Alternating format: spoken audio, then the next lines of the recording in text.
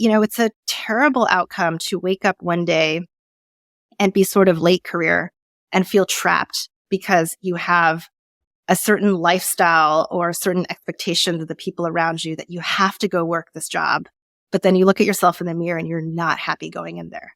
I think that's a terrible trap that we should all try to avoid as we kind of navigate our career paths and find the thing that's sort of most optimal for us, which is usually a mix of career success, but also meaningfulness and sort of alignment in the work that we're doing with our values. Welcome to Lenny's podcast, where I interview world-class product leaders and growth experts to learn from their hard-won experiences building and growing today's most successful products. Today, my guest is Ada Chen Rekhi. Ada is an executive coach and also the co-founder of a product called Notejoy.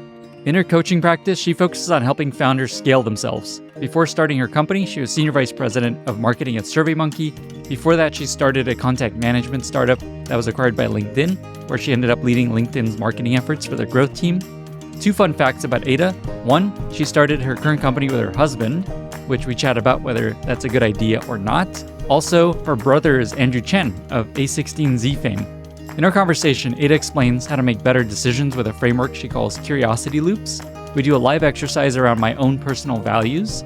She shares a bunch of advice on how to intentionally and proactively build your early career path, how to thrive as a woman in Silicon Valley, when to get a coach and what you can do on your own without one, and a ton more. Enjoy this episode with Ada Chen Rekhi after a short word from our sponsors. This episode is brought to you by Sprig. Next-generation product teams like Robinhood, Notion, and Loom rely on Sprig to uncover blind spots in their product development process. Sprig lets product teams collect user insights fast, allowing you to better understand why users take certain actions and how they feel about the experience. One of the things I love most about Sprig is that they're all about getting product teams the specific insights they need in the time frame that they need it. And as of today, Sprig is making that even easier with a new and improved templates library. On this podcast, you've heard a lot about how useful templates are for companies as they grow. Sprig partnered with some of the top product teams and product thinkers to build proven playbooks specifically to solve the biggest challenges facing product teams today. From how to optimize an existing feature, to improving a conversion flow, to troubleshooting drop-off, Sprig helps you build better products. Sprig now has a library of more than 85 templates that you can use to get started collecting user insights quickly right in your app. I especially love that Sprig builds templates specifically for product teams, and I was really excited when they asked me to create a template around product sense.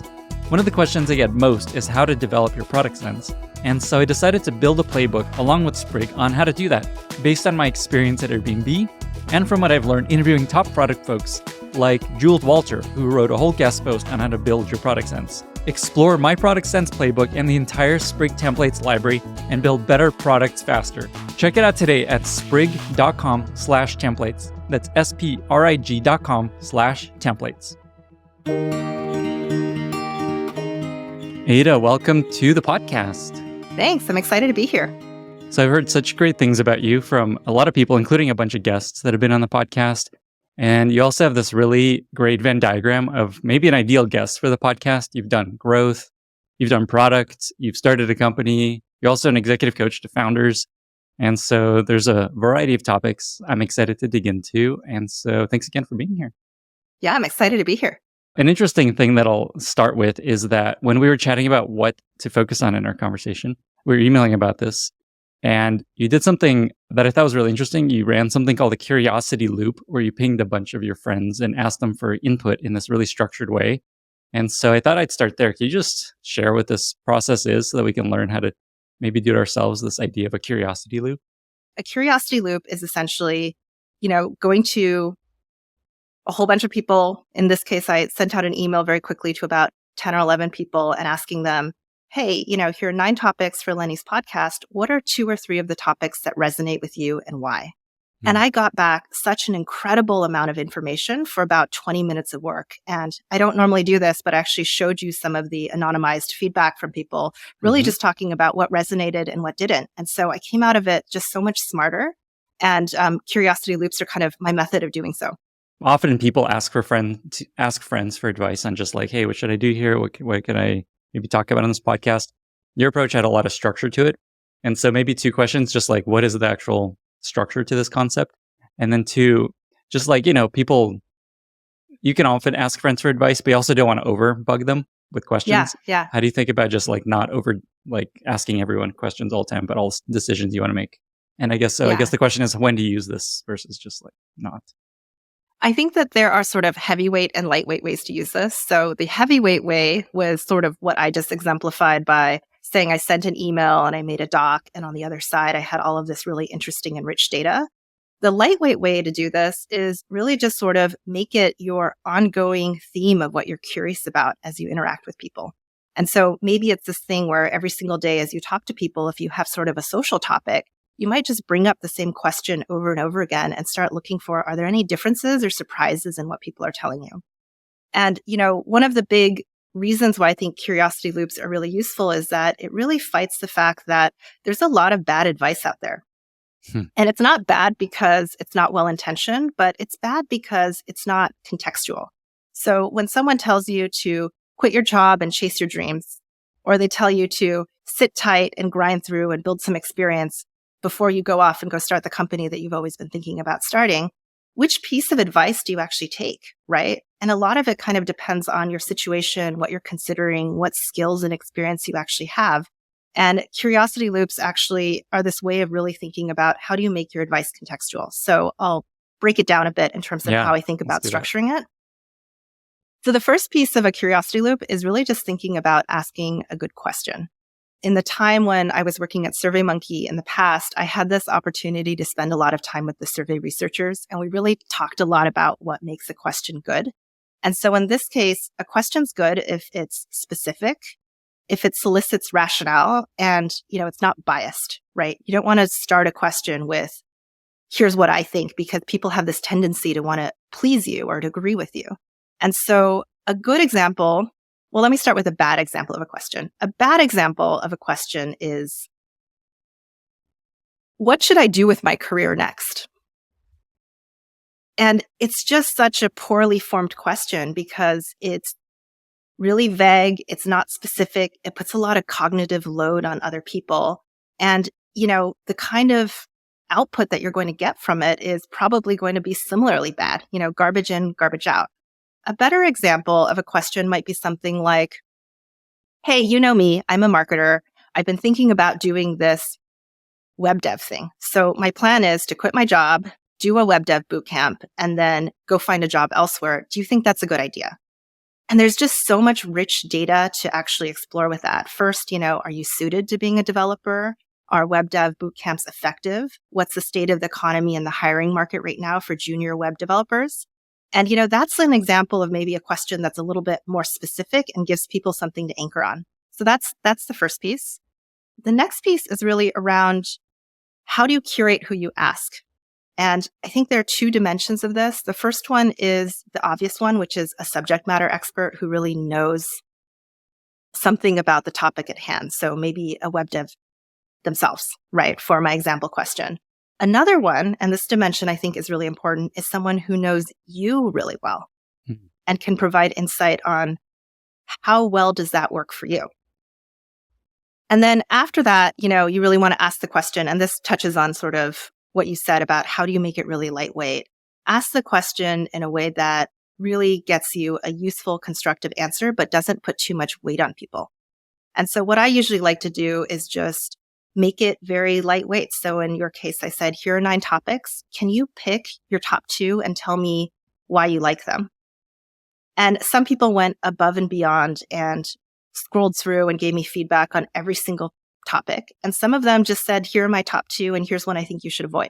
I wanted to design it in a way where if you're a busy founder, you're a busy product person, which is sort of the list that I chose for this curiosity loop, you would be able to sort of sit down on your couch at the end of the night, read this sort of interesting email and tap out a quick reply and sort of give me that answer, because the risk that you're running is either you're getting poor answers or you're getting a really low response rate because you've given them way too much cognitive load in terms of answering it.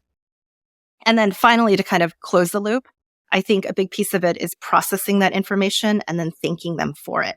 So a big misconception that people have when they're really getting into this work of asking for advice or input from other people in the community is often that it's really one-sided, right? I'm asking you for help and you're getting nothing out of it.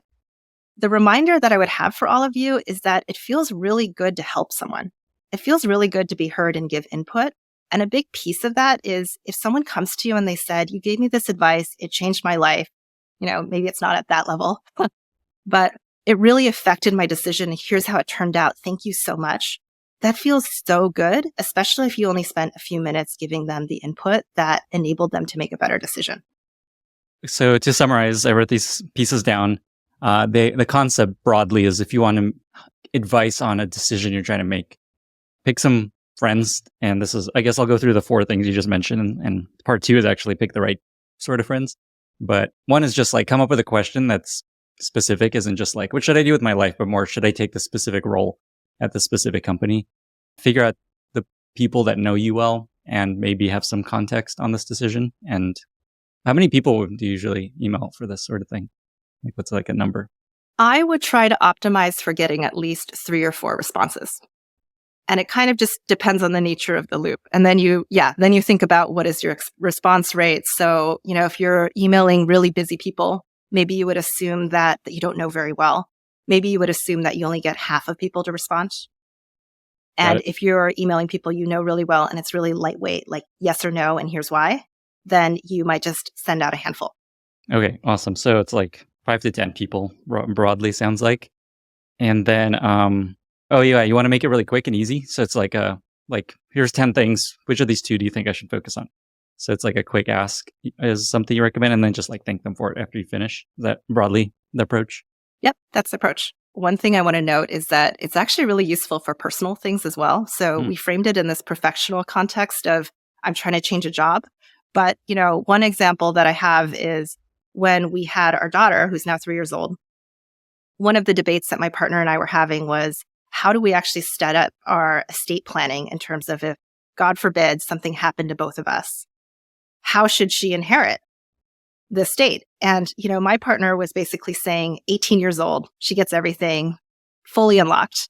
And I was saying, oh, well, maybe 25. And we're at this impasse. And we actually just started to tell each other, why don't we, in our day-to-day conversations with folks that we trust in our family, people that we think are smart that have kids, ask people what their perspective is on it. And one thing was really telling. No one out of everyone we asked said 18. And so that really dragged my partner up. And then the other thing that was really interesting was that we learned a little bit about executive function and the research around it. And so executive function, which is your ability to make decisions and plans and be thoughtful, peaks at the age of 30. And it's all downhill from there. So bad news for people like me that are older. And shit. Yeah, exactly.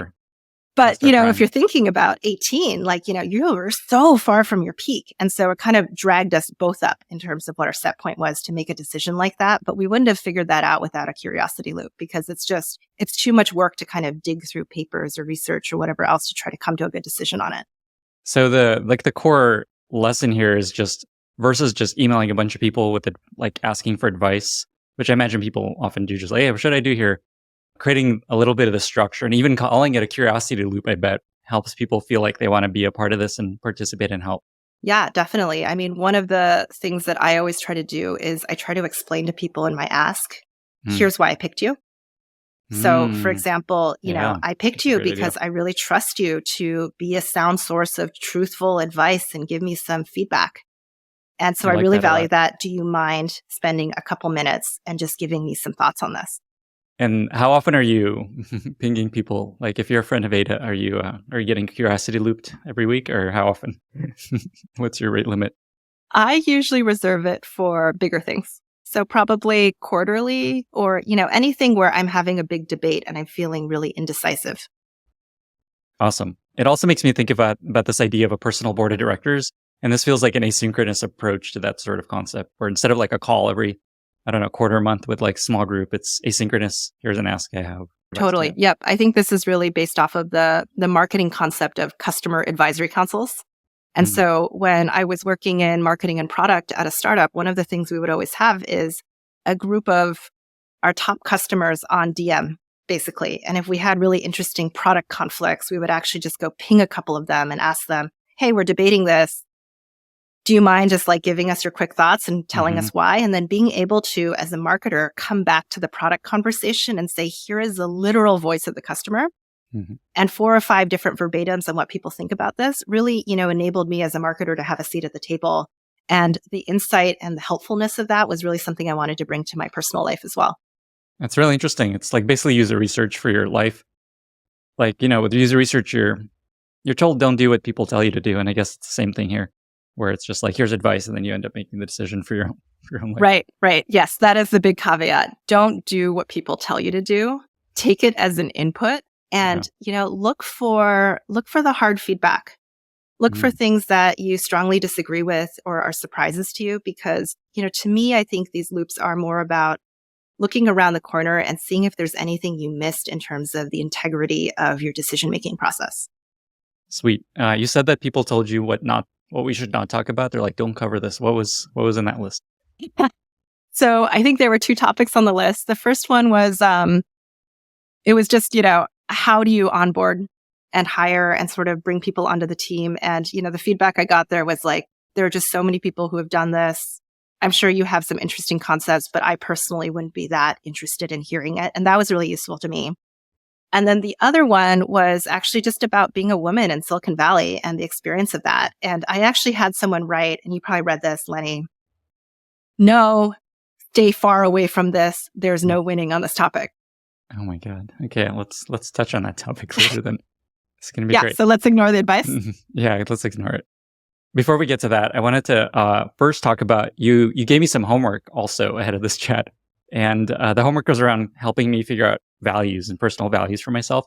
And I did the exercise. So first of all, can you just maybe talk about what this exercise was and what the goal of it is? And then I'll share what I came up with. Yeah. So the homework that I gave you is similar homework that I give to everyone that I work with in coaching. And it's this values exercise. It's this 10 to 15 minute exercise where you're presented with a list of words that might encompass potential values. And it's pretty lightweight. You just go down the list and you pick out all the words that resonate with you. And then we filter them down into groups of values. And then we filter them down into a stack rank and sort of a list. And the output on the end is basically 3 to 5 sentences that cover what are the values, stack rank, that are important to you right now in your personal and professional life. And what I really like is it's sort of like this internal scorecard of what really matters to you in your decision-making process, as opposed to the external scorecard of status, money, wealth, how other people perceive you, that, often we feel really pressured by. And so it's this great way to look back and see, how well do decisions or how well do my situations in life align with my values? Sweet. Yeah. And what I liked about it is if someone were to be like, hey, come up with your values, I'd be like, oh my God, I'm just sitting here thinking about words and concepts. And it was really helpful because it was basically multiple choice. Here's all the options across tons of categories, just like keep picking, and then helps you kind of whittle them down. I ended up with 6. I feel like that's one too many. I actually added a bonus one because it's just one that I really like. But should I read through what I came up with? Yeah, that sounds great. So here's my values, I guess. Choose adventure, stay optimistic, treat others like you want to be treated. Classic. Keep getting better, act generously, and I added one that my grandma taught me back in the day that has stuck with me that had nothing to do with this exercise, but I just wanted to have on this list, which is first do what you need to do and then do what you want. I love it. What a great list of values. And what stands out to me from that list too, Lenny, is, this idea of achievement or status or success. Like a lot of the things that we talk about publicly, right? Like what your LinkedIn feed might look like, don't actually show up in your values. And it must reflect in some of the choices that you've made in your life. Yes, I hope so. So let me ask you this. Let's try to apply some of the values in real time as an experiment. Oh boy. If you think about a recent decision that you've had to make or a decision that you're facing coming up, can you share what that decision might be? And then let's try to apply the values to it to kind of think about if you were living up to these values, what choice would you make? And maybe some of the pressures you might feel to choose otherwise. So like an ongoing decision I have is I have all these opportunities of things I can be doing, additional things I can be doing Like the podcast, this actually was a good example of I never wanted to do a podcast because I really wanted to, like, I was living in, like, life is good. Was writing this newsletter, it's doing great, making a living, doing one great email a week. And I was like, why would I do anything more? This is good. And so constantly I resisted the podcast for 2-3 years and then eventually succumbed. And it was a great decision in the end. But now I have other things that I'm trying to not do, but they're kind of like always pushing into my mind space, like a book, for example. I had a course at one point and I paused that just so I could have more time for the podcast. So I guess the decision is just like, what should I say yes to versus say no to? And I'm looking at my values a little bit. And like one of them is choose adventure, which you would think would be like, just do stuff, just try stuff out. But I feel like maybe it's just like a missing bullet point here of just like, I just want to do less. I'm trying to take on less and do less and cut out. That's really and interesting. Simplify. Yeah. Cause there's just like endless things I could be doing. And I want to spend time with my wife, and my new child is coming in a couple months if all goes well. So that's where my mind goes when you ask that. Yeah. Yeah. And then maybe, if you were to decompose adventure, what adventure actually means to you, and you go into that word list, you might actually just find that some of these opportunities, like writing a book, at some point, it doesn't feel like an adventure. Right. That's so true. Like the beginning of it is an adventure. And then that's such a good point because, once you start a thing, something I always say about like this content creation life is like, it's easy to start. It's hard to keep it going. Yeah. And it becomes just like this treadmill of you have to keep creating awesome stuff basically for the rest of your life. I don't know how you get off this treadmill. Not that I'm complaining, but that's just like a reality of this path. And so that is such a good point that it becomes not adventurous very quickly. So that's really interesting. I love it. I guess the other thing is just like what to cut off. Like, I do a bunch of angel investing. And so I'm thinking about just like stopping that for a while, just so I get more time with my new child and just carve out things that maybe aren't as essential. So on the values exercise, I think what you've done a really good job of is just really delineating, here are some examples of choices that you have to make. And I think that there are some points in our lives where, like writing a book, it just seems really obvious. It's good for your career. It's sort of the next level in terms of where you go from the community, the newsletter, the podcast, and sort of getting to that next level. But, where I think there is value is these lists of values can help ground us from those obvious decisions. And so in my life, to kind of share a mini example of this, there have been a lot of cases where the next obvious step for me might be to go be an executive at a big company and to kind of go chase the dream and, continue on sort of the ladder climb of my career. And as I've examined my own personal values, a big piece of it has really been around prioritizing relationships, right? And really pursuing knowledge and growth on my own terms. And things like independence and autonomy have started to creep up over time, especially once I started a family. And it became very clear to me that sometimes the external scorecard of what people think you should go do is very much in opposition of what I actually want to do. And even though it might be objectively better, depending on what scorecard you actually use, I would actually be less happy with some of those outcomes. And so I think values are sort of this really nice, useful tool to think about how do you make better decisions, again, to maximize for your own alignment with life. That's such an important point. It connects back to the course that I taught and then this potential book of like, it just feels like an obvious thing I should do. And it was great, but it just didn't bring me joy, and other things bring me more joy. And so it was a really good reminder of just like, do I really want to be doing this? Or is this just like a thing that feels like a smart thing to do, but maybe isn't for me psychologically? And so I love the reminder of like coming back to values as a lens to decide if you want to do a thing versus just like, what are people telling you is smart, or what just kind of feels like the natural thing to do. Yeah. And it's really self-aware of you too, I think, to cut it off because you start realizing that you're doing this course and it's not giving you energy, or it's not quite the right thing. It's really hard to say no to things. It is. And I don't think we focus on that enough.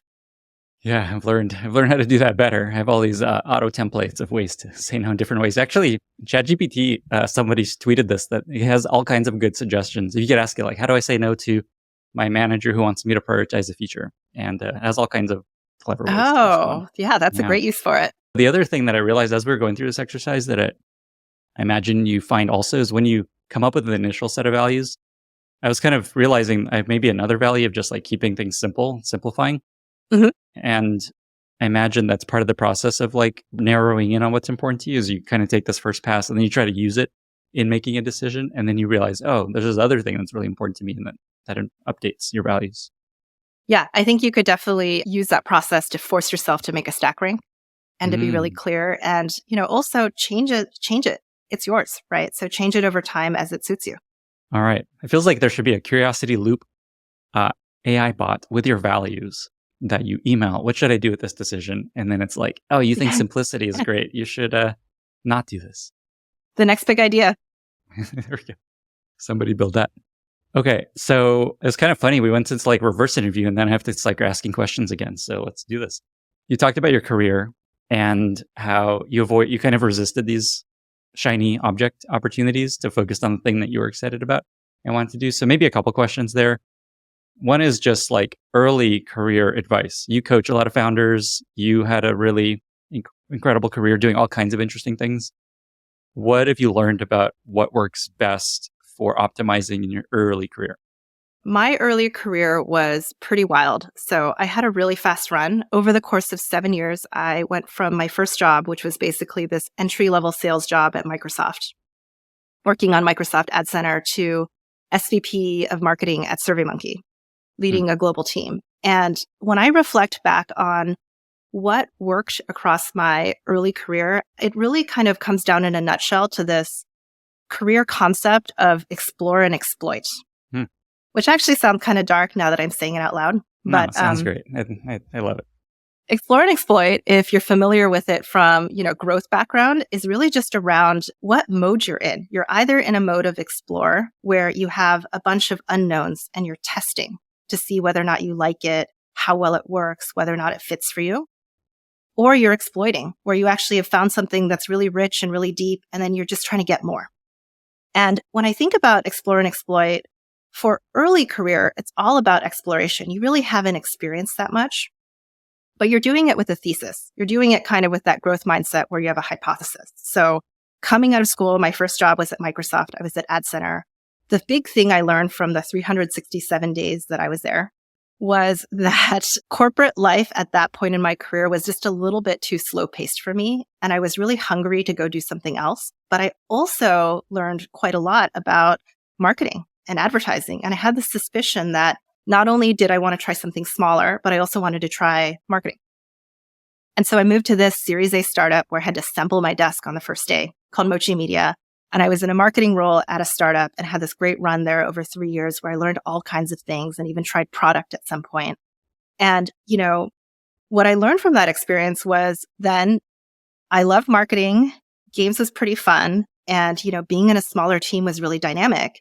And it was this choice on, do I exploit and sort of go deeper into the industry or do I explore more? I was 23 at the time. So I decided I have so little to lose. Let me continue exploring.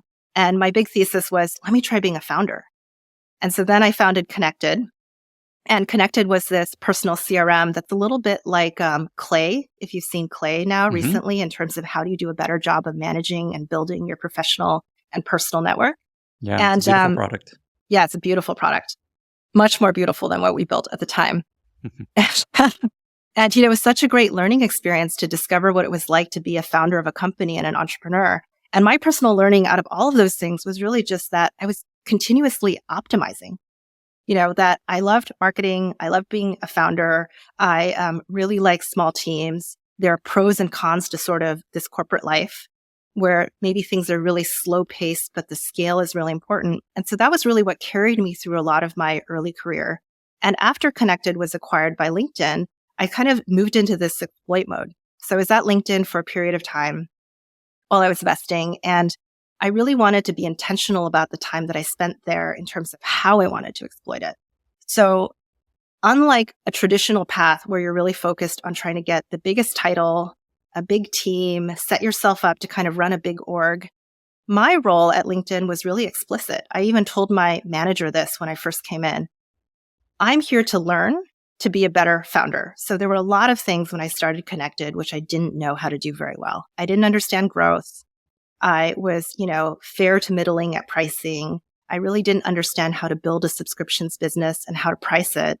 And so if I can make my LinkedIn experiences match to that, that would be a huge win for me, independent of promotion or compensation or a whole bunch of those things, because the plan afterward is actually to go off and start another company.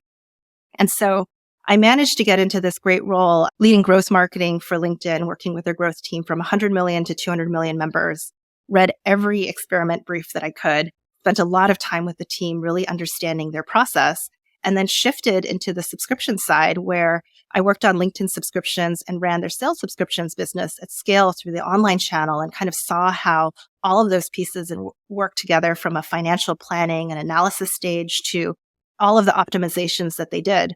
And it was just such a rare opportunity, but I wouldn't have gotten those opportunities if I just let them promote me or I followed a strategy where I was just focused on trying to get the biggest title.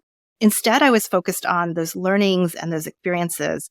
And ultimately, the fact that I was a startup founder, I had big company experience, I had growth experience and I had subs experience, and I was a product marketer.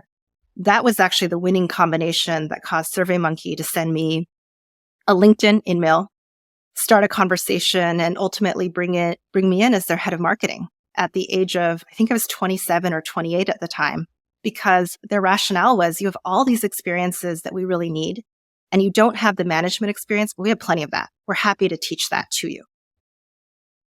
I really like this framework. I've never heard it described this way of explore and exploit. Connects a lot with what I always recommend, which is early on is to optimize for a variety of experience so that you can figure out where you actually have a good time and what you're interested in versus getting stuck on the first thing. Something, I don't know if you'll have an immediate answer to this, but I'm curious. Many people don't know how long to stick with something that maybe doesn't feel good, but may lead to something. Like someone may be in a job right now or just like, I really don't like this job, but I feel like it'll lead to something great. And I don't want to give up too quickly. So I guess the question is, what are heuristics that tell you to like stick it out and stick with something that you think will lead to something great versus like pull the ripcord and get out? That's a great question. And it's a really tough one that is kind of contextual on the person that you are. Yeah. So one of the things that I like to share is sort of this idea of, it's a little gory, don't be the frog. And so if you are familiar with the story of the frog, it's this idea of boiling the frog. So if you take a frog and you throw it in a pot of boiling water, it'll jump out. But if you take a frog and you put it in a pot and you increase the temperature degree by degree by degree, the frog doesn't notice. And before it knows it, it's boiled alive. And how I apply this to kind of your question, to come back and circle back to it, is that it's really easy to be a victim of inertia. It's really easy for all of us to be the frog where there are little things that make us uncomfortable. And, we kind of sit with them, or we think, gosh, it'll get better. The next manager will get better. I'm always one conversation or one promotion away from kind of getting to that next step. But you really have to be aware of your surroundings. You have to be aware of which way is the direction of the temperature of the water trending. And that's what kind of makes the advice really contextual. I really kind of look at it from the lens of learning. What can I learn here and how am I growing and developing? So there might be an argument for you to stay at a job for a decade, for 2 decades. If it turns out that every single day you're being really challenged, you're learning new things, you're deriving a lot of meaningful enjoyment out of your work, and you're kind of this happy frog that's hanging out, realizing that things are good and the temperature is not rising. But there are also situations where you might encounter just some really hard walls where you don't get along with the thesis of the company, right? Like you don't agree with the direction of the company that you're in. There are fundamental aspects of the role which are limiting to you, or you're not learning a lot, frankly. And I think that happens a lot where you providing a lot of value and doing a good job at a company, but you might not be learning things that kind of stretch you and grow you to achieve your ultimate goal. And, when you are aware of that learning, I think that's sort of the point at which you have to say, how do I change that? How do I kind of be an agent in my own career and make a difference in that? And it doesn't necessarily mean that the strategy is to quit your job and do something catastrophic and then, go do something else, take a course or sign up for something new. It might actually mean a proactive conversation with your manager or the leadership to say, I love what I'm doing here. And I would also like to learn a little bit more. And here's what I'm interested in. and then try to find a way to either land the right projects. So in my case, it was really growth and subscriptions, right? That experience that I really wanted. Or to even, let's say you hit a blank wall there, even take it as a gift of time, which is great. I'm not going to be able to get this from my company, but now that I have sort of this extra time because I'm so optimized at this job, how am I going to choose to use that time? And it might be around building relationships with some of the key people at the company or learning something new on your own time that you can leverage in another way. I like that. Make the most of the time, even if it's not like the best opportunity for you. Also love the frog boiling metaphor. A little gory. No, it's great. So I guess the lesson there is think about, are you that frog being boiled right now? And think ahead. Is this going to be right? Like keep an eye on your environment and which way is it trending? Yeah, the temperature on the thermostat in your office.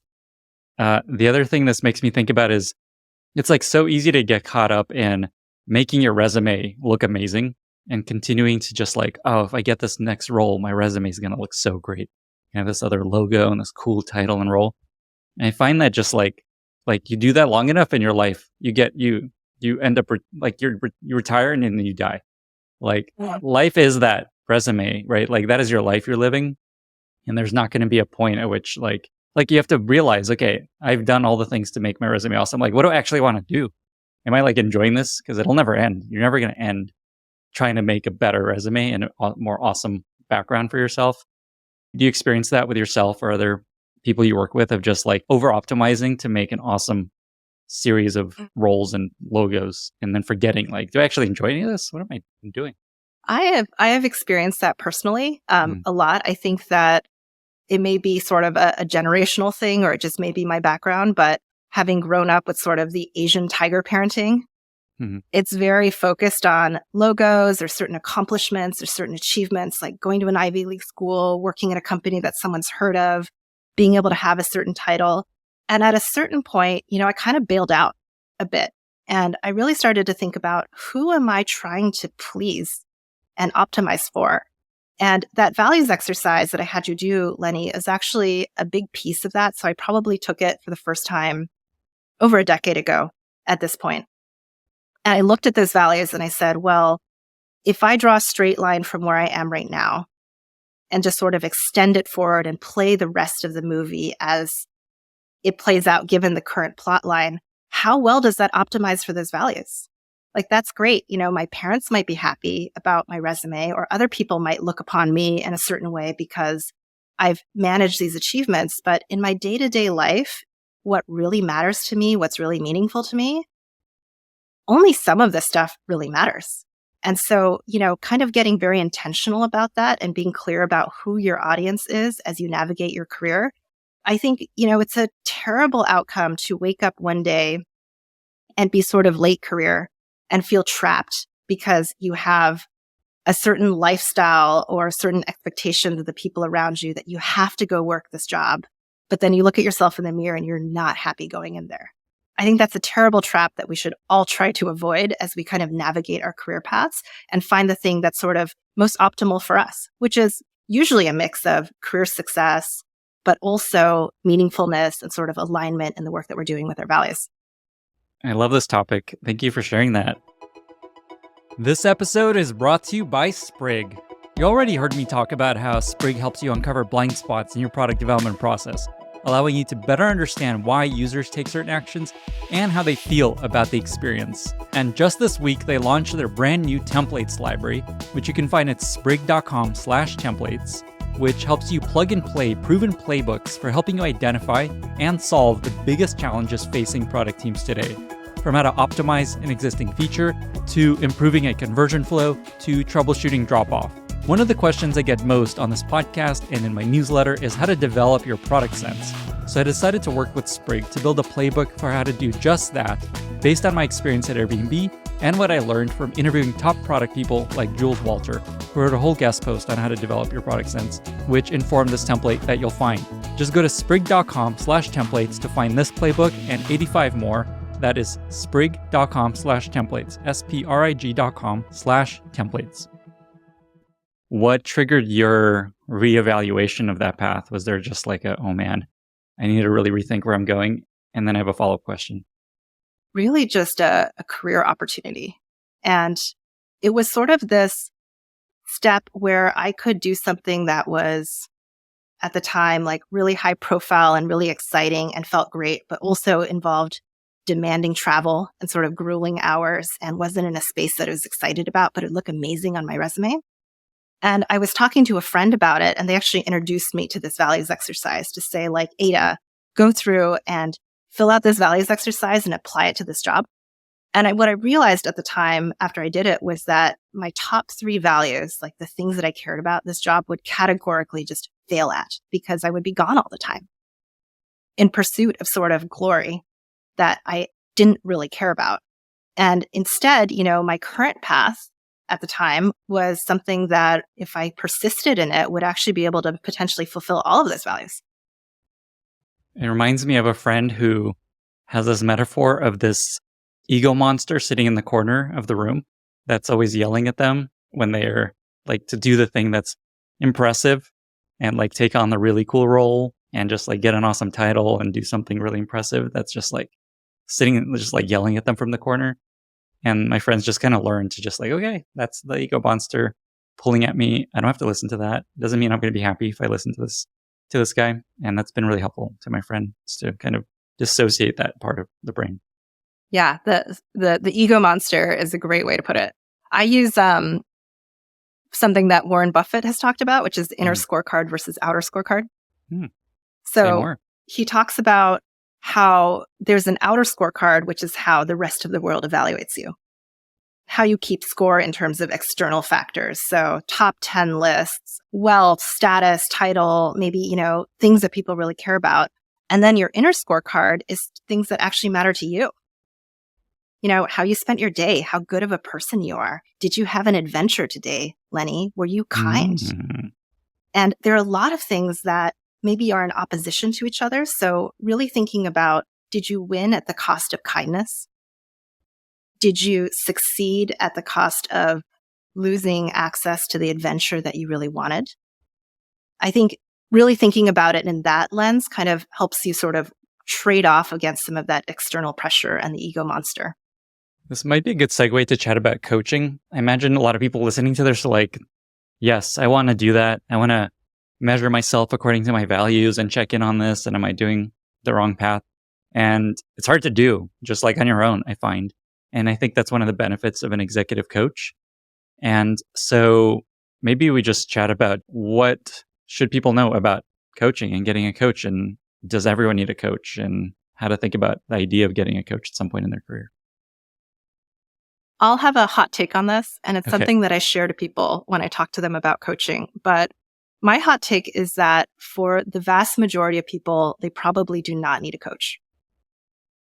Great. And what I often push people on is if you're thinking about getting a coach, which is usually an indication that they have a feeling of being stuck or they have a problem that they're trying to solve, I ask them, what are your goals when it comes to coaching? Like, roll it forward 6 months. What have you gotten done in your coaching experience? And, what have you accomplished? And it's like a home run.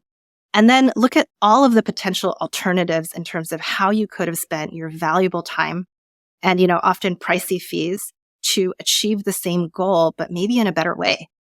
And, the thing that people don't really think about is if you're looking for a mentor, a coach is actually a terrible mentor in some ways because it's just one person's opinion.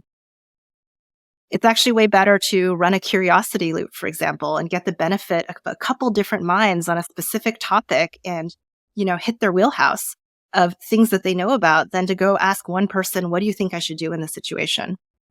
If you're trying to learn about a topic in a really robust way, let's say you want to learn about growth, maybe you should take a Reforge course and get access to all of the resources and the insights of the EIRs and, the growth advisors at Reforge and get sort of an overview and survey of the landscape instead of one person's experience and the handful of companies that they might have worked with. And likewise, if you're just feeling like you're a little emotionally overcome, I think coaches are sort of this great resource around that, but it's actually better to kind of pay it forward and build a tribe and a community of people around you that you can rely on for support, because that's the kind of thing that lasts you for years and years. right? And so one of the first things that I do when people talk to me about coaching is I challenge them and say, have you explored all of these other opportunities first? And do you really need a coach? And is a coach actually the best option for you? Kind of like an anti-sell, just so that they know what they're getting themselves into, because I don't necessarily think that it's useful for all things, even though it can be helpful. And then when do you find that is actually important and valuable and something someone should try to get? I wouldn't be a coach if I didn't think that it wasn't important and valuable. Yeah. I think that in certain contexts, it can be super helpful. So when you have situations where you're in a state of hypergrowth and you need very accelerated learning, and you kind of need someone who can point you in the right direction, I think coaches can be really helpful. So I work with founders, for example, and founders are just kind of in this unique state where everything is chaos. They have no structure. They don't know what their jobs are. They have fully justified imposter syndrome where no one in their right mind would objectively have hired them for the position that they're in. And there's really intense highs and lows. And so for a founder, it might make a lot of sense to get a coach because they have to learn a lot of stuff really quickly and time is of the essence. And so a coach might be a really helpful shortcut for them to get there. Related to that, I think it's also really helpful on sensitive topics. So there are a lot of things that we want to be coached on where either it takes a lot of time for us to work through and sort of like, progress because it's a long-term project, for example, or it's something very sensitive like people issues and interpersonal conflicts. Coaches can be especially helpful in those cases because it's this really safe space for you to work through things, but also have someone who's really rational to help guide you through them with potentially some frameworks and extra advice. So I had a couple coaches in my career, and what made me feel like I should pursue that is when you think about a sports athlete or an I don't know, athlete, like no one does not have a coach. Like the best athletes have coaches, and they get great because they have somebody helping them get better. It's not just like an accident; they don't just learn on their own. And it just makes you realize that other people in their profession that have a coach helping them out are just going to be more successful because innately they have someone helping them learn how to do the job better. So that made me realize, man, I should probably get a coach to help me out with stuff. Even though there wasn't anything super specific, I'm like, oh, I need to fix this problem. It's just like, wow, this just intellectually makes sense. And so it was actually really important and transformative for me. If you go to my site, I actually have this guide that I've written over time on both my take on how do you find a coach. And, the TLDR there is actually that I strongly recommend to everyone, if you're thinking about getting a coach, talk to 2 or 3 different coaches and really get a sense of their vibe and how well you get to know them. And it's surprising because I did this piece of research, which I also wrote about and we could link to, but I talked to over 80 people about their experiences with a coach. I talked, including coaches, including founders, including executives. And there's this sort of shocking data point in there where half of people that found their coach literally went with the first coach that they talked to. It's that your buddy said, I work with this great coach, and then you go and you hire your buddy's coach. I think that's a totally fine way to go find a coach, but I would actually really just urge people to talk to a couple because what works for your friend may not work for you. And just being able to see some of the variance in terms of the style and how people get along, I think that can make a huge difference in terms of, kind of this reflection of how do you learn best, right? When you think about acquiring a new skill, do you love structure? Do you not like structure? Do you like it when someone really teaches you and walks you through specific examples, or do you like frameworks? Coaches kind of come in all of those different flavors. And so I think it's really worth it to kind of explore before you get into such a deep relationship with someone, just so that both people can feel really sure about it. What's one thing that people may not think about, or just like is something that you find really important that maybe is unexpected when you're looking for a coach? I thought that credentials and sort of the relevant experience of the coach was a huge factor in terms of how you should go about your coach selection. But part of the interviews that I did was talking to founders that had had experiences with coaches and asking them to reflect back. And these founders and executives, when they thought about it, they actually said so much more about it was actually this amorphous sense of vibe with the person, how safe you felt with them, how deeply you could explore with them, and how well they got you and sort of remembered the pieces of the conversation and help you put it together. way more than potentially some experiences that they'd had where this person had the perfect background, but they just never really kind of connected on that level. So it was unintuitive to me that there was such a big piece of it that was around personal connection, which is why I now push people to try to, talk to a couple different people. And then the other thing, which kind of comes back to the sports coaching analogy, is that there are different coaches that are really good at different things. And so just like how if you're a star tennis player, you might actually have multiple coaches working with you, maybe like an offensive coach or a defensive coach or working on a particular swing. It actually makes sense when you're really performing at a high level to consider having coaches that work with you on shorter term basis to really just, work on your speaking or, help you with getting into your groove on writing or help you achieve a specific goal. And you shouldn't think about it as sort of this long-term commitment to stay with one person, but instead, more choosing off of a menu and thinking about what goal are you trying to achieve right now. Does anyone ever get multiple executive coaches? I like how we went from you don't need a coach to maybe you need one coach for your hamstrings. Yes, I know of multiple people that I've talked to, usually CEOs, that either have had a series of coaches or have multiple coaches. And, it makes a lot more sense, Lenny, when you think about someone who's getting a pitch coach because they're about to get into fundraising. Got it. Very like niche skills. Like very niche things because they're about to enter a process, or someone who's trying to get into a writing coach, right? In addition to some of their executive and leadership work that they might be doing. Okay, that makes sense. I love it. I'm going to get 4 coaches, one for everything I do. A podcast coach, a newsletter coach, is like a writing coach, and and then a parent coach. Don't forget that. Parent coach, a job board. I have a job board coach, and then just a life coach. Okay, I'm on it. Okay, so let's touch on the thing that your friend said we shouldn't touch on, which is being a woman in leadership in Silicon Valley. And I guess I'll just frame it simply. I imagine there's many young women listening to this podcast, and many may dream of a career like yours, all the things you've shared. What advice do you have for young women just starting out in their career, hoping to kind of find a similar path?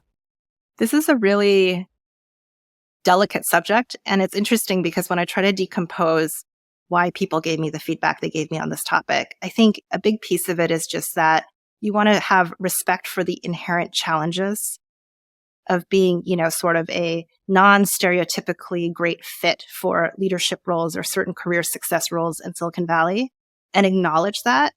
And also, try to push for some of the agency of the things that you can do.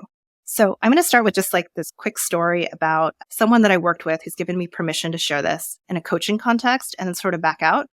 So I was working with this seed stage founder, and she's so smart. She is really dynamic, very, very focused, really, really great at taking feedback and actioning it. She's one of those people that is just stellar, and I have no doubt that she's going to make a huge dent in the universe. And we've been working together on Zoom for a couple months, and I'd sort of built this great respect for her competence as an operator and sort of the way that she thought and took apart problems and then acted on them. And then we met together for the first time in person at lunch. And the disparity, and I feel almost nervous talking about this here, the disparity between sort of my sense of who she was as an operator and how she came across to me initially at this lunch was really striking, in that it was a weekday lunch and she was kind of dressed as if she was hanging out on the weekend. So, old t-shirt, hair back in a claw, bra straps were showing. And, she was just incredibly casual in terms of her physical appearance. And it took me almost like a little bit of a step back to kind of reevaluate and think, this is the same person, but she actually just presents so differently. And so then I took the step after we met, and I gave her that feedback in one of our next coaching sessions where we invited each other to give each other feedback. And I shared a lot of my impressions with her, and I told her, I respect you so much as an operator, and I want to tell you that in the physical meeting that we had together, there was kind of like this disparity on how I would have potentially perceived you when I first met you in person versus what I've come to know about you from the months that we spent together. And her reaction was like, oh my God, Ada, no one has ever connected the dots for me. Thank you so much.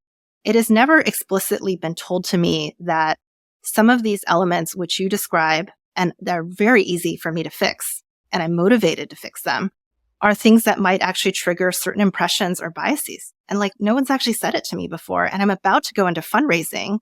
And it's actually super helpful for me to hear this, that these are controllable elements of my physical attire or my appearance that might actually just affect the way that people perceive me. And then it gives me this extra hump to get over in terms of getting to this point of credibility for them to see me as a seasoned operator that I am.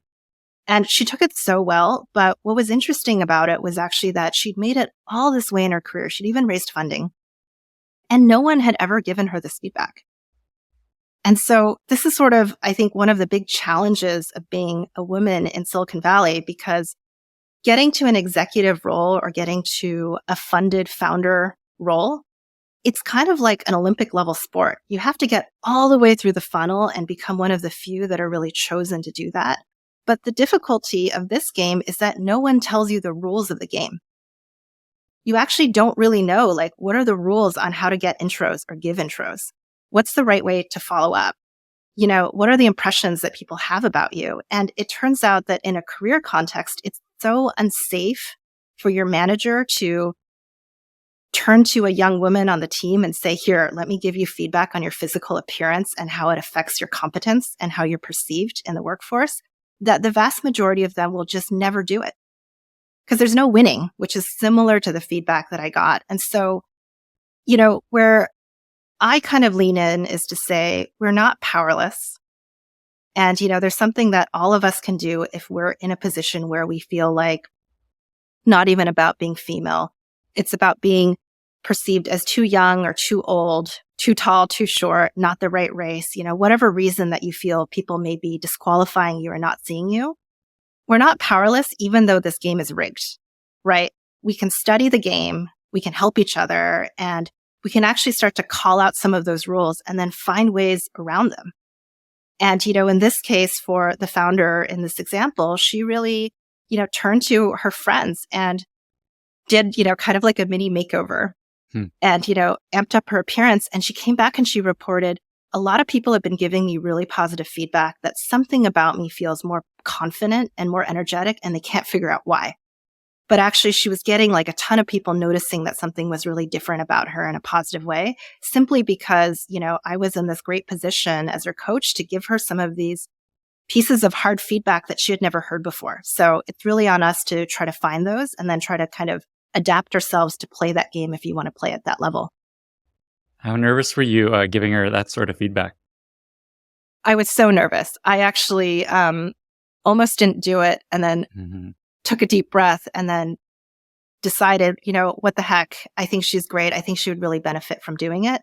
And I gave it. And even in a position where I'm in a relationship with her where I can have that trust, it was super, super difficult. So I can only imagine how hard it is for people to give feedback like that in another context. But how else are people going to hear it? I think it was a company culture where they talk about how you're being selfish, not giving someone hard feedback because you don't want to be stressed or risk causing damage to your own reputation, but you're not helping them. And so it's a really interesting insight of just like, don't be selfish, like do something that's hard when you think it's going to help someone else. Right, right. But I think on the topic of being female or on the topic of physical appearance, or, you know, maybe even some of the topics around being an immigrant, right? If you're in a position where you can give that feedback, I think the struggle is often, will it be well received? You know, and that's where the feedback comes from me, from the curiosity loop for this piece, which was there's almost no winning in doing it because the upside is something great happens for them. Yeah. But, you know, there's just so many downsides to giving advice or giving someone input like that, you know, the default course is just to avoid. But then, you know, that person never learns the rules of the game. Yeah, absolutely. It makes me think also a little bit about radical candor. Like basically, I don't know if you read that book, but yeah, Kim Malone Scott, I think. Yeah, and Sheryl Sandberg had a similar story where I think Sheryl Sandberg gave her really hard feedback, and she didn't take it that well. Actually, I think you did a better job where your friend actually took the feedback and did something with it. I think the whole book was just like, how do you actually do this where people actually listen? And I think the framework is You got to communicate that you care deeply about the person, but you want to challenge them directly also at the same time. Yeah, it's a great story. I think Sheryl Sandberg took her aside after one of her meetings and basically told her that if you say it makes you sound stupid. Mm. And she didn't take that well. But Yeah. at the same time, later on in retrospect, she reflected that it was so brave and so helpful of someone like Sheryl to go give that feedback, because there's a real cost to it. There's real risk to it. Any other thoughts or advice along these lines that you want to leave people with? The biggest piece of advice that I have that comes to mind is really around trying to be really thoughtful on something I call eating your vegetables. Mm. And Yum. so do you like, I have all these branded terms for things, but eating your vegetables is really this idea around how little kids don't really develop an appreciation for vegetables until they're 10 or 12 exposures in. And so the researchers say, expose kids to vegetables 10 or 12 times, even if they don't like it, because that's what it takes to get someone to like something. And so when I think about career strategy and when I think about improving yourself, and I kind of think about, how do we look for some of the hard feedback? Eating your vegetables is this really important component of it, because it's about how do you identify dislike for something because you're bad at it or you're new to it or you've never done it before, compared to genuine dislike where you've done it and you really don't like it. Mm-hmm. And so, to make it a little bit real, if we think about the world of podcasts, Lenny, I think it's something like 75 or 80% of podcasts never make it past the first podcast. Yeah. And, you have to do things a number of times before you really develop an affinity for it, because the first time you do it, you're just not going to be good.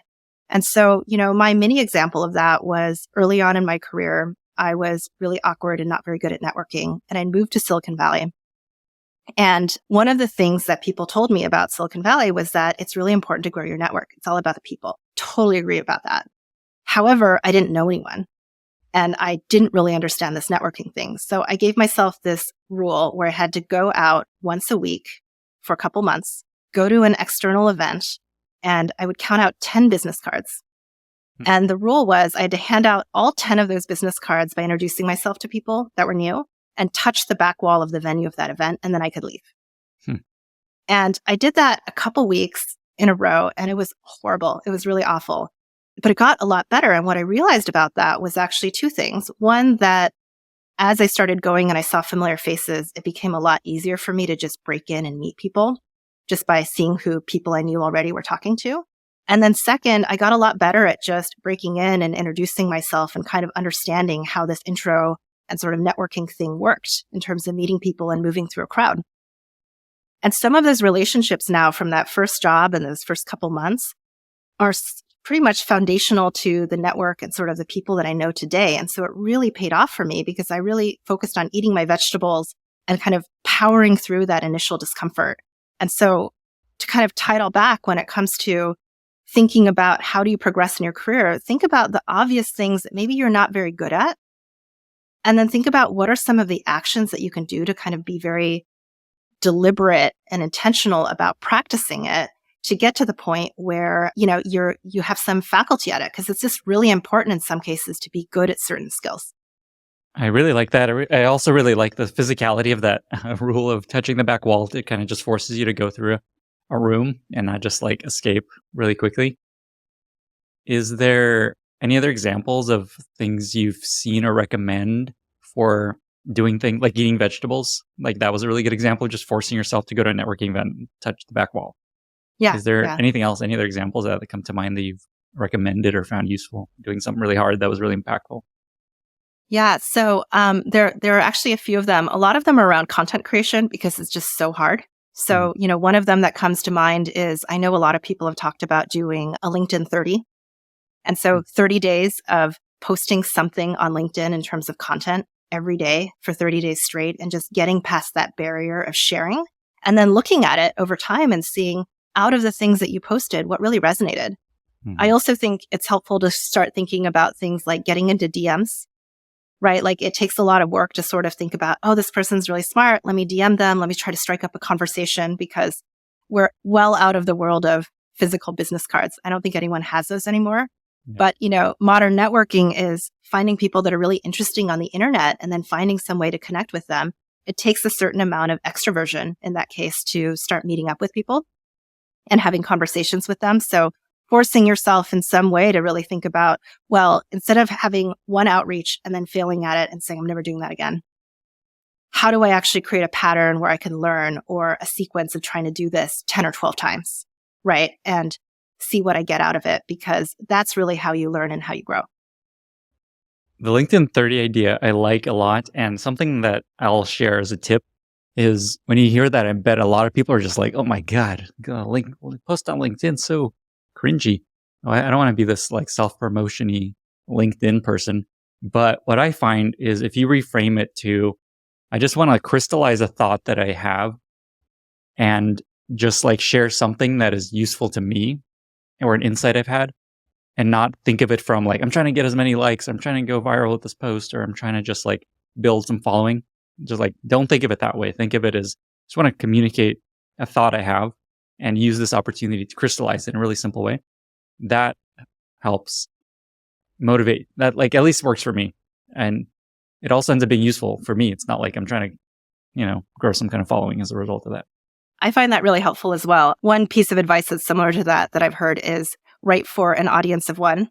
Like imagine you're just talking to a friend, or you're trying to talk to someone that's a trusted colleague, and just write for them. I think that's really helpful. And it kind of helps us with the problem of getting in over your skis, right? Like really over fixating on the outcome of, I did a post and I didn't get my 5,000 followers. And instead just thinking about, I did a post because I wanted to share an interesting idea. And then how cool, some people resonated with it. Yeah, I love that. And you could just even say like, something I found useful day one, and just approach it that way. And that's the stuff that ends up being most interesting to people. The less it feels like you're trying to be thirsty for followers and likes and all that stuff. And the more it's just like, here's the thing I found useful. Enjoy it if you can. Yeah. People can really tell when you're being genuine and authentic online. Absolutely. More and more. Maybe a last question. You started a company with your partner. You're both co-founders, you and your husband. And I'm curious, what's your take on that approach to starting a company? Would you recommend for other folks or not? If you had asked me when I first started the company, it would have been an enthusiastic, hell yes, I totally recommend. Now I have a couple asterisks on top of it.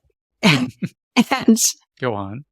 I think it really just goes back to what I was talking about earlier, where being a founder is such a traumatic and crazy experience with all these intense highs and lows and lack of structure, that when you throw romance into the mix, it's just this really volatile combination. And so what I found is that it seems like it either goes really well or it goes really badly. And there's kind of no in between.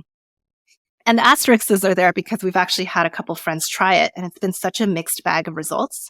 So my personal experience is I love it. My partner Sachin and I work really well together. And the main benefit that we have is that the act of founding is such an act of obsession that you spend so much of your time thinking about your business and the concepts of your business and whatever problem you happen to be facing, that when I had this thesis of I want to be a founder too, we kind of, played it out and said, well, okay, now we're going to walk around being obsessed about two completely different things. We may never see each other. And so why not try the same thing? And so our first experiment was actually trying it together. And we were kind of nuts. I actually had a 30, 60, and 90-day plan where we would have check-ins. And some of the explicit questions in the check-in is this affecting our relationship? Because I just wanted to make sure we were putting our relationship first. And it worked well for us to the extent that we've done 2 companies together. And then when we were at LinkedIn, we actually moved across multiple teams in the company and continued to be counterparts in product and marketing together. So it's been phenomenal. The thing that I would say really helps us in terms of making it a successful relationship was kind of things that I think apply to anyone that's thinking about, should you work with a person and should you be a co-founder with this person? We had a very, very good set of complementary domains and skill sets. So we had really clear decision-making rights. Sachin does product design and engineering. I focus on marketing, operations, finance, kind of everything else on the business side. And because of that, it's really clear that we take input from each other, but ultimately who makes the call and, who's driving and owning that project. So that was really helpful for us. And then the big part that I think is sort of the murky mire for couples, and maybe even for close friends working together, is how do you engage in constructive conflict? How do you get to the point where you're attacking the problem and not each other? And so if your partner comes to you and says, that work was not good, that marketing plan or, that product roadmap that you put together, not good, do you take it as the plan is not good and let's talk about what we can actually do to fix it? Or do you take it as, oh gosh, they think I'm not good. They think I'm too lazy. I saw that look that they were giving me and, sort of take it as this personal offense. So the ability to be really truth-seeking and kind of take the most respectful interpretation when you're giving feedback to focus on trying to get to a smart, good outcome that benefits the business. I think that's actually one of the most crucial things that you have to think about if you're going to work with anyone, much less your partner or a close friend on starting a company and what's really worked for us. I'm very impressed with how you're able to execute on this. I don't think I could do this with my wife. That would not go well, I think. You should probably That's self-awareness. Yeah, no, we're aware. You should write a post on how to successfully build a company with your partner. That seems like you have a lot of really interesting frameworks and insights on how it's worked. The fact That's that a great idea for so long. Yeah, could be its own little book. Is there anything else you wanted to share or touch on before we get to our very exciting lightning round? I think you covered most of it, Lenny. With that, then, we have reached our very exciting lightning round. I've got 5 questions for you. Are you ready? I am ready. What are 2 or 3 books that you've recommended most to other people? Persuasion by Robert Cialdini. I think it's a great book if you're a marketer. It's a great book if you're a founder or product person, but it really kind of is a breakdown of what are the different strategies to get people to say yes and help persuade them toward things. And I think it really helps in terms of thinking through that and designing a product or a business around it. I've got that in my bookshelf behind me. Yeah, it's a great book. Yep. The next book that I also recommend is a book called Designing Your Life. And it's out of the Stanford Design School, and it's by, Bill Burnett and Dave Evans. And they're 2 Stanford D School professors. And what they're doing is they're applying design principles to life design. And so how do you actually map that next level career that's both meaningful and fulfilling and also, achieves maybe some of the success factors that you really care about, and brainstorm and be really creative about it. And so when people are stuck or thinking about career strategy, that's actually one of the books that I always point out for them. What's a favorite recent movie or TV show? So Ted Lasso is back. So I'm watching that, the newest season. And I am also a Star Trek nerd. So I'm watching Star Trek Strange New Worlds. I didn't know there's a new Star Trek. That's good to know. It's so good. I mean, I think the thing I love about Star Trek is just that unlike some of the classic storylines that you see right now in TV coming out now, sometimes the episodes are just happy. Like they explore a planet, nothing bad happens. They see something really wondrous. They all leave happy. And, they pat themselves on the back for having explored something.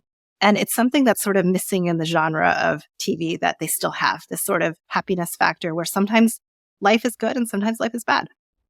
I like the sound of that, although I find, I've learned about storytelling. For a story to be interesting, there needs to be some kind of conflict or problem. And so I imagine there's something going wrong somewhere in the middle. But it's not wrong. It's something interesting happens. Oh. And then it's resolved and it's happy. Right. But yeah. It just doesn't always need to be something tries to kill you. I gotta watch that. That sounds great. I was a huge Star Trek fan back in the day. Didn't know they were still making new ones. What's a favorite interview question you like to ask when you're interviewing people?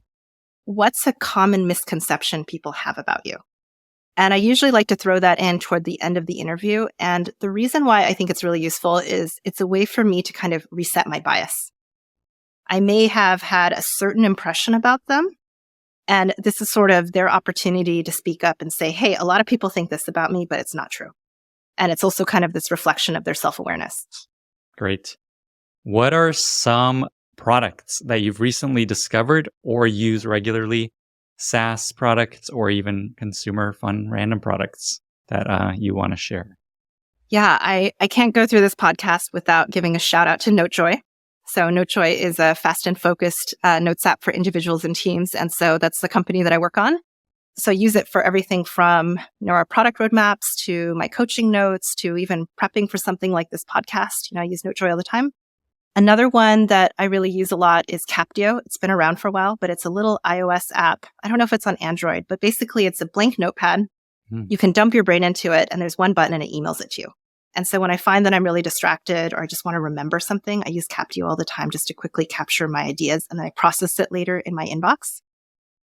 And then something that I just downloaded this week is Arc, the new browser, and I'm actually really excited about its vision. I'm not sure if I'm going to work it into my workflow yet or how it fits in, but it's really beautiful, and it's really cool to see someone iterating on the cluster that is browser tabs. Yep, love Arc. Went deep on Arc in the previous episode. And Captio, I used Captio, however you call it, and I found another app actually that does a similar thing that I found even more simple. It's called Note to Self. It just sits on my dock. Anytime I want to email myself a thought, I open it up and just type a thing. Somehow it ends up being even easier. So that's another one to check out, Note to Self. Final question. You're really big on productivity. What's one tip that you found that has been really helpful for you in your day-to-day life being more productive? Figure out, maybe the night before, the one thing that you want to get done in your day. And then at the earliest opportunity, just try to give yourself 5 minutes on it. Just 5 minutes. And the reason why I say 5 minutes is that there is sort of this challenge that I experience and maybe other people experience as well, which is really just like productive procrastination. Even though I know something is really important that needs to get done, I will often do other things that are useful and need to get done simply because I'm avoiding that one thing. And then before you know it, it's the end of the day and I'm like, I still have to go do that thing.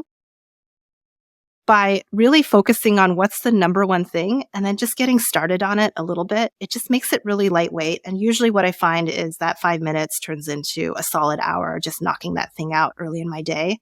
And I feel really accomplished, but it's a mental hurdle that I really struggle with.